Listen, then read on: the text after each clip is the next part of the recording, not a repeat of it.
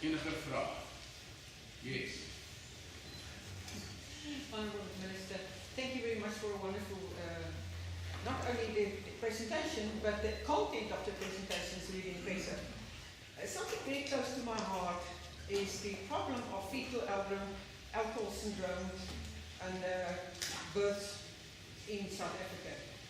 According to stats about a year ago, 1.5 million babies were born with it from school, not with the syndrome, but they were born to school girls, of which 70% had that particular syndrome.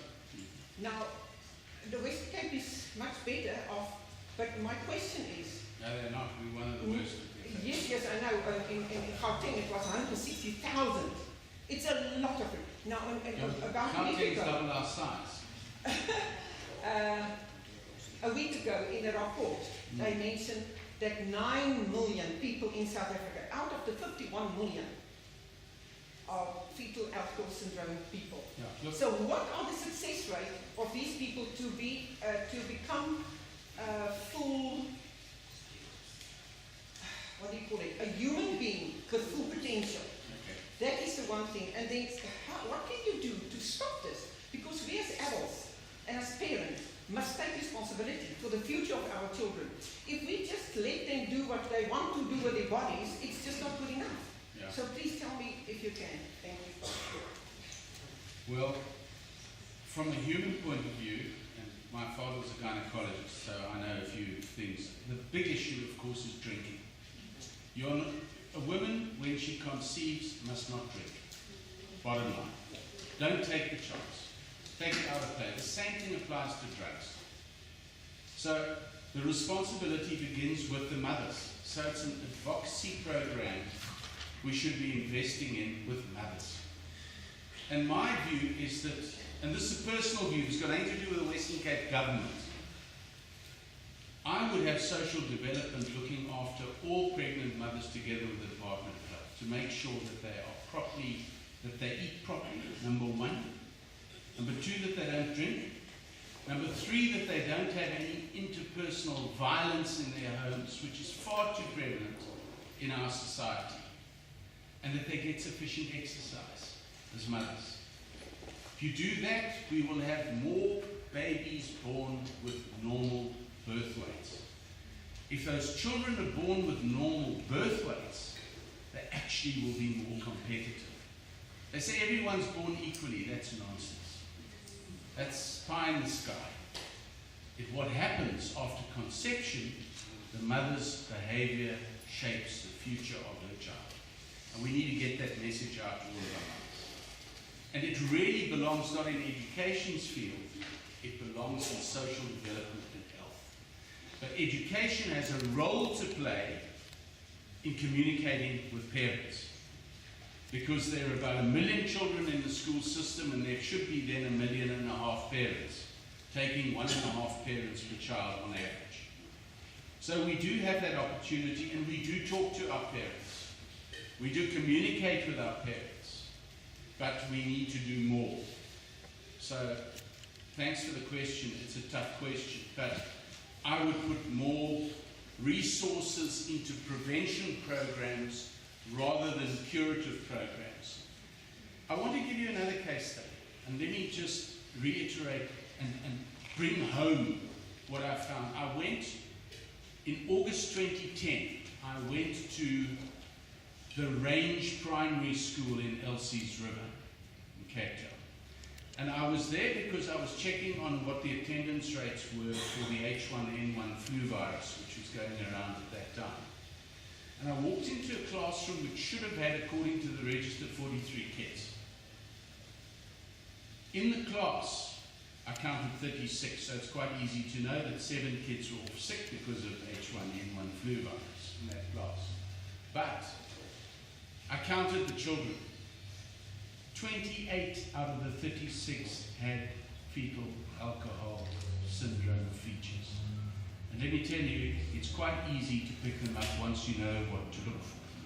And I do know what to look for. So the next question I ask myself, if I was a teacher in that classroom, what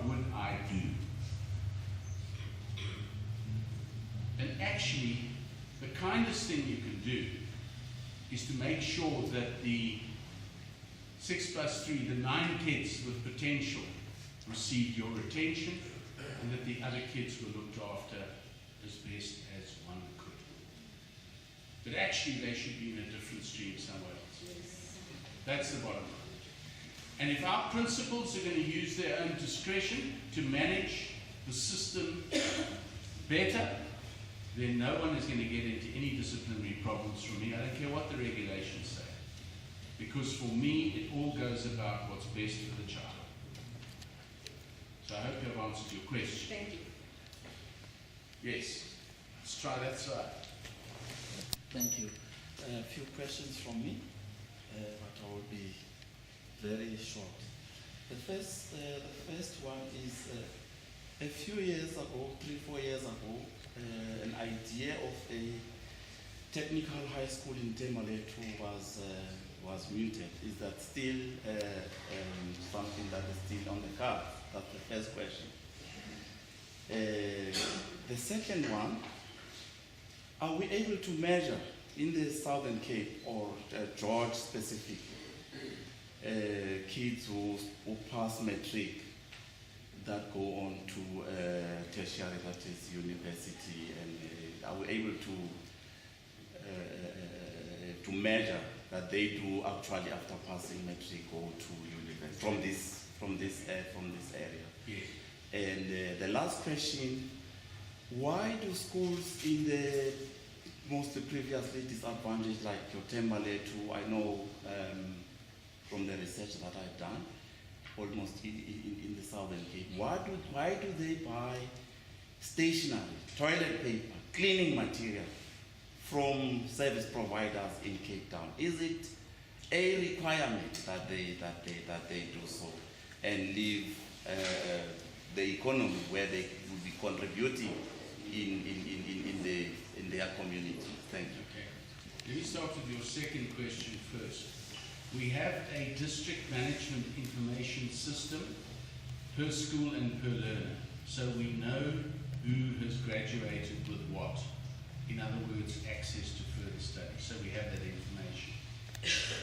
What ideally we should have is a fully integrated education system, in my opinion, from ECD right through to the end of university. So we track people according to their ID numbers from ECD right until they finish university or technical college.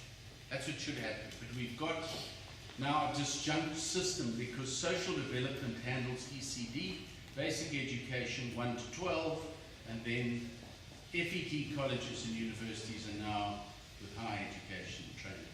I don't like the system, but that's what the national government have chosen to do. Your question about the stationary school governing bodies, you do get allowances from our department in terms of norms and standards funding for buying books, stationery, etc.